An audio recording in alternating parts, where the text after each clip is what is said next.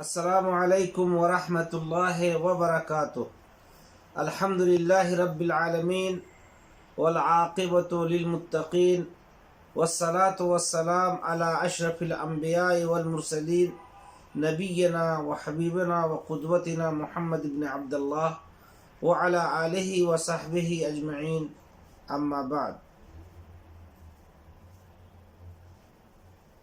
عن المغيرة بن شعبة رضي الله عنه قال: كنت مع النبي صلى الله عليه وسلم وهو يتوضأ فأهويت لأنزع خفيه فقال: دعهما فإني أدخلتهما طاهرتين فمسح عليهما۔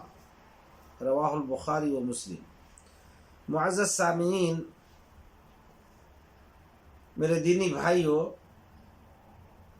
گزشتہ ہفتہ آپ کے سامنے وضو کی سنتوں کا بیان اور الحدث الاصغر، چھوٹا حدث، یعنی وہ چیزیں جن کے واقع ہونے سے وضو ٹوٹ جاتا ہے ان کا بیان ہوا تھا۔ آج کے اس درس میں موضوع پر مسح کرنے کے سلسلے میں کیا دلیل ہے اور مسح کرنے کی شرطیں کیا ہے اور اس کی صفت کیا ہے، اس کا بیان انشاءاللہ آج کے اس درس میں ہوگا۔ آپ کے سامنے مغیرہ بن شعبہ رضی اللہ تعالی عنہ کی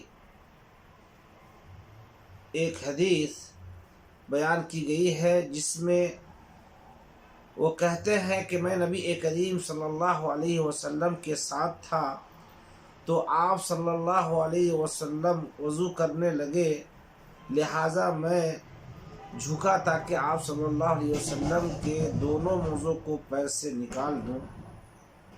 آپ صلی اللہ علیہ وسلم نے فرمایا: رہنے دو، مت نکالو، میں نے ان دونوں کو طہارت کی حالت میں پہنا ہے۔ بس آپ صلی اللہ علیہ وسلم نے ان دونوں پر مسح کیا۔ یہ بخاری اور مسلم کی روایت ہے۔ اس حدیث سے جو روایت بخاری اور مسلم کے ہے، متفق علیہ روایت ہے، اور اس کے راوی مغیرہ بن شعبہ ہیں۔ اس حدیث سے یہ معلوم ہوتا ہے کہ موضوع پر مسح کیا جا سکتا ہے، اور یہ دلیل ہے موضوع پر مسح کرنے کے سلسلے میں کہ آپ صلی اللہ علیہ وسلم کے ساتھ مغیرہ بن شعبہ تھے۔ آپ صلی اللہ علیہ وسلم وضو کرنے لگے تو آپ یعنی مغیرہ بن شعبہ رضی اللہ تعالی عنہ جھکے تاکہ آپ کے دونوں موضوع کو پیر سے نکال لیں، تو آپ صلی اللہ علیہ وسلم نے فرمایا کہ رہنے دو، مت نکالو، میں نے ان دونوں کو حالت طہارت میں پہنا ہے۔ یعنی اس سے معلوم ہوا کہ وضو حالت طہارت میں اگر کوئی شخص یعنی اگر کوئی وضو کر کے اگر کوئی موزہ پہنا ہے تو اس پہ مسح کر سکتا ہے، اور اس کی دلیل یہ حدیث ہے جس سے بخاری اور مسلم نے بیان کیا ہے۔ مسح کرنے کی شرطیں کیا، یعنی ان موضوع پر مسح کب کر سکتے ہیں؟ پہلی چیز کہ ان دونوں کو وضو کرنے کے بعد پہنا ہو، جیسا کہ میں نے بتایا۔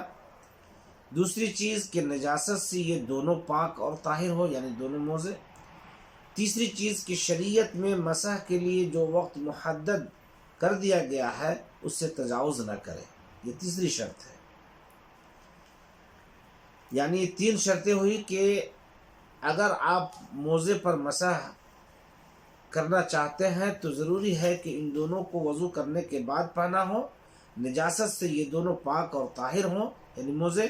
شریعت میں مسح کے لیے جو وقت محدد کر دیا گیا ہے اس سے تجاوز نہ کرے، اور وہ وقت جو محدد کیا گیا ہے وہ یہ ہے کہ مقیم کے لیے 1 دن اور 1 رات، یعنی جو گھر پر ہے اس کے لیے 24 گھنٹے تک مسح کرنے کی اجازت ہے، اور مسافر کے لیے 3 دن اور 3 راتیں یعنی 72 گھنٹے تک۔ ایک بات جو نوٹ کرنے کی ہے وہ یہ کہ جس وقت پہلے مسح کرے گا تب سے اس کے مسح کا اول وقت شمار ہوگا۔ نمبر 4، وضو میں پیر کا جتنا حصہ دھونا فرض ہے اس پورے حصے کو موزہ ساتر ہو، یعنی موزہ ان حصوں کو چھپائے ہوئے ہو۔ اور 5ویں شرط یہ دونوں موزے رزق حلال کے ہوں، یعنی حلال پیسے سے خریدے گئے ہوں۔ یہ 5 شرطیں ہیں جس کی بنیاد پہ انسان موزے پر مسح کر سکتا ہے۔ یہ پہلی شرط میں نے بتایا کہ دونوں وضو کرنے کے بعد پہنا گیا ہو، نجاست سے یہ دونوں پاک اور طاہر ہوں، اور جو وقت محدد ہے مقیم کے لیے 1 دن اور 1 رات، اور مسافر کے لیے 3 دن اور 3 راتیں یعنی 72 گھنٹے، اور وضو میں پیر کا جتنا حصہ دھونا فرض ہے ان پورے حصے کو موزہ ساتر ہو، یعنی موزہ ان حصوں کو چھپائے ہوئے ہو۔ 5ویں شرط یہ دونوں موزے رزق حلال کے ہوں۔ یہ موزے پر مسح کرنے کی شرط ہے۔ اب ان موزوں پر مسح کیسے کیا جائے؟ ان دونوں کو یعنی موزوں پر مسح کرنے کا طریقہ کیا ہے، اس کی صفت کیا ہے؟ پہلی چیز کہ یہ دونوں ہاتھوں کو پانی سے تر کر لے، یعنی پانی سے دونوں ہاتھ کو بھگا لے۔